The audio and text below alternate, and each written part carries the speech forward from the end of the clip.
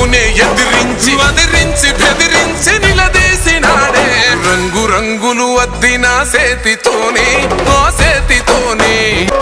తన మాట ఒక గర్జన వెయ్యలేడెవడు రాంచనా లొంగలేదెప్పుడు ఏ మార్చినా పేద బతుకులనే ఓదార్చెనా ఎలిగేటి తెలంగాణకే